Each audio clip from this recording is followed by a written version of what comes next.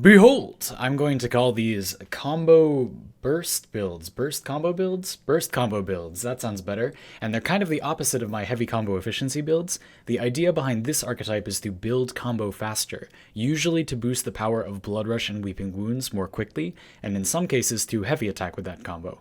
So as the last of quite a few viable melee build archetypes from Melee 3.0 that I want to show you, these combo burst builds are much less structured and very difficult to copy and paste onto other weapons. This is truly an archetype and not a single transferable build, so I'm going to show you a few examples. Especially with these kinds of builds, I encourage you to mix and match various mods to suit your taste, and if you do want something more copy-pastable, again, I really don't recommend doing that here. You should watch my other Melee 3.0 videos and copy those more copyable builds if that's what you want to do.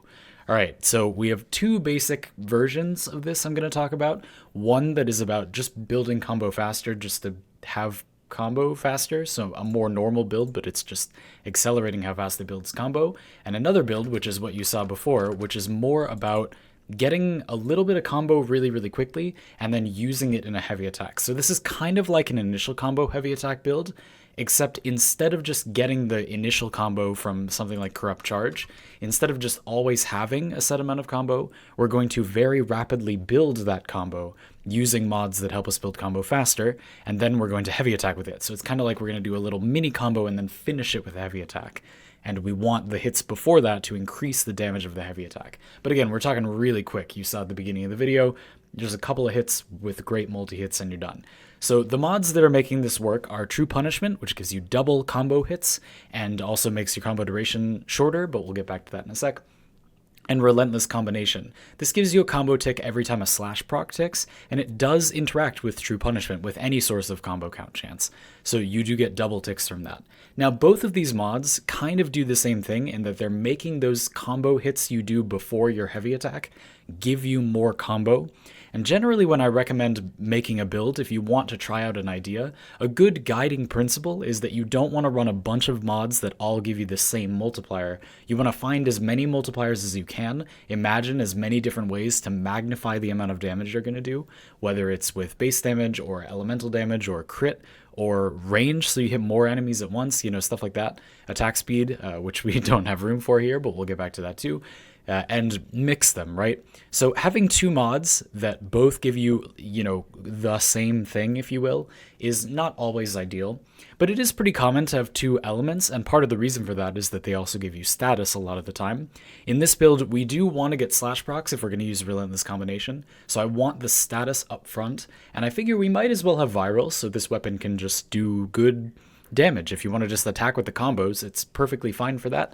And then we have a little package that makes the combo build much faster, so if you want to do a big heavy attack, you can. So that's what you saw before. I'll quickly demonstrate that again.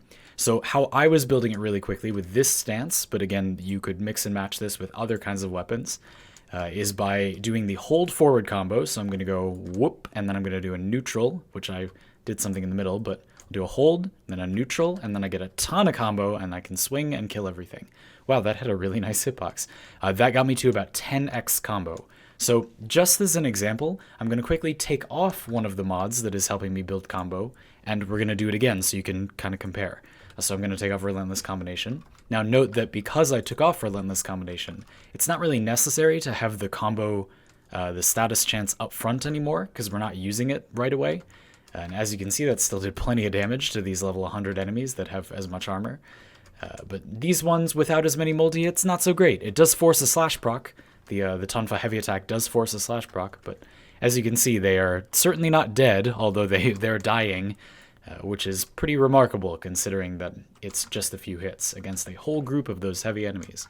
But again, so it's kind of up to you. This is a place where I was saying before, you're going to need to mix and match and decide how much combo you want and try it against the enemies that you're going to be fighting, and then you might want to take some off or keep some on. Personally, I kind of like this, even though I don't think having two mods that give you a lot of combo is necessarily ideal.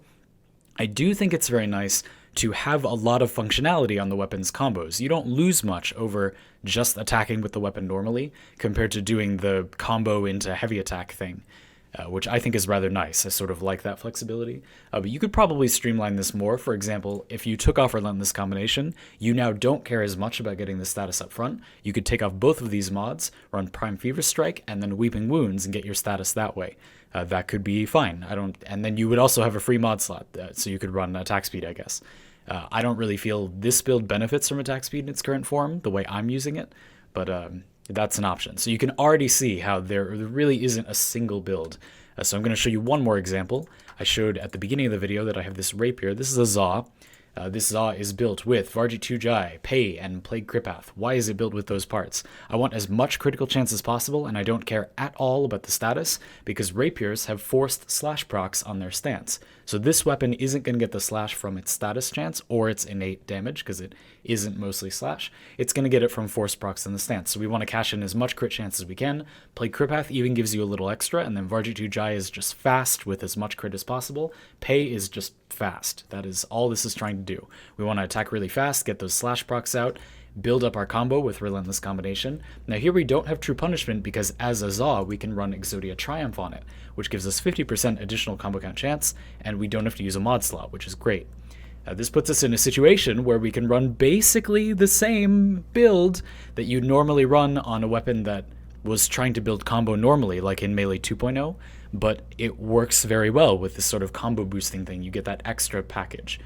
You could build this a lot of different ways.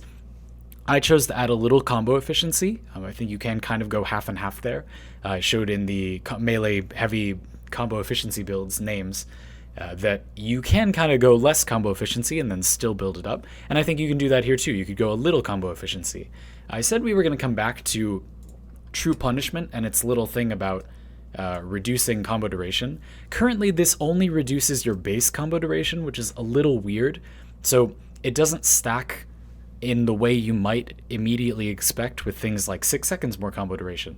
So if you run this, you're only going to lose 2.5 seconds of combo duration. It's not minus 50% of your total combo duration.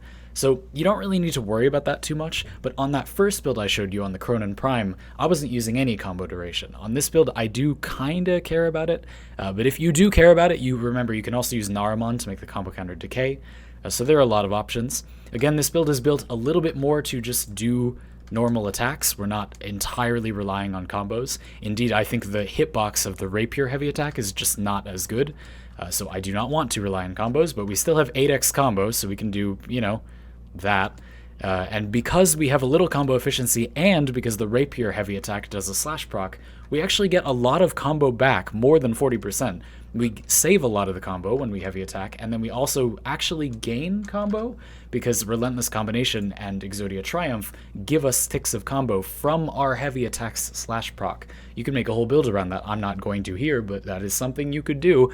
And on the other end of the spectrum, that's pretty extreme. We could also go all the way back to the weapon that I've shown in a lot of the Melee 3.0 videos and just put that on that. We could just put Relentless Combination on this build. We could just put True Punishment on this build. There's really no reason you can't just add this. And then, like, this is a Melee 2.0 build that just builds combo faster. As you can see, we only lose 2.5 seconds of combo, so we still have a long combo duration. Because the combo counter got longer at base. This is actually longer than the combo counter would have been before Melee 3.0, if you only had Drifting Contact, even though we have something that's reducing it. And you can see we're building up combo really fast, and the benefit here is just that Blood Rush goes crazy a lot faster, but, like, that's fine. Like, that's not bad. So there we got up to, we're capping at around 12x combo as we finish off this group of enemies. So I will leave you with a comparison where we will take off Relentless Combination and see how high up they get. But I hope that you can see how this is a pretty mutable build, True Punishment, not Relentless Combination. But, you know, you could go either way. And it's not something that you can just sort of copy-paste a single version of it. It's sort of a little bit more than just a mechanic. Like, I do think that builds that are focused on gaining more combo more quickly are a little bit more of an archetype and a little bit less of, like, there are a few mods that make this happen. One of which we have not mentioned yet, by the way. But as you can see, we got about half as much combo there, which is what you'd expect from True Punishment. So we did kill the enemies a little slower because we had less Blood Rush. So just for comparison, to give you an idea. Again, it's all about just comparing the different options you have. And one other option you have is Quickening. Yes, a mod that I didn't talk about that much. I believe this to be a little weak. I think 20% combo count chance is pretty negligible. I think if it were 33%, that would make a very big difference. But it's still fine. If you only have Fury and you don't have Prime Fury, this is literally just better than Fury, so that's nice. But anyway, yeah, there are a lot of options. Again, you could run all the combo count chance and then use a build that heavy attacks and gets the combo back by using the slash proc and relentless combination from that heavy attack. I'm not going to do that in this video, but it's something you can totally do. So I hope this was interesting to you. I hope you found this build an interesting thought experiment, something that will provoke ideas for your own buildcraft. I decided to structure this video a little bit differently because I feel that this is not a type of build that you are going to like unless you want to hear an explanation of it. If you don't want to hear an explanation of how this build works, like, you're not going to enjoy playing this build. You know what I mean? Like, if people copy pasted that build at the beginning of the video, they're going to try it and not have a specific idea of what it's supposed to do in mind, and it's going to be awful if they don't use it in the way it's intended, and they're going to hate it and then just move on with their lives, probably cursing me as they go. So hopefully nobody did that, and I hope that the rest of you enjoyed this build. We'll now be moving on to particular weapons in Melee 3.0, of which there are quite a few to discuss. So I hope that you enjoyed this. Again, I really, really enjoy the flexibility with Melee 3.0, the ability to just make a build that does whatever you want, kind of, and mods have kind of changed their role from being role players to being just this interesting preference-based thing where you just put what you want on the weapon. You know, you actually mod the weapon rather than being, very static role players. Mandatory mods, if you will, are kind of dead for Melee 3.0, which is awesome. I think it's really interesting, and it's really sad to me that a lot of people have looked at Melee 3.0 and said that they feel like it has no build diversity or just made things worse, and I think that is provably, demonstrably untrue, and I'm really sad that those people are not having fun with this. So I hope you enjoyed, and I'll see you next time.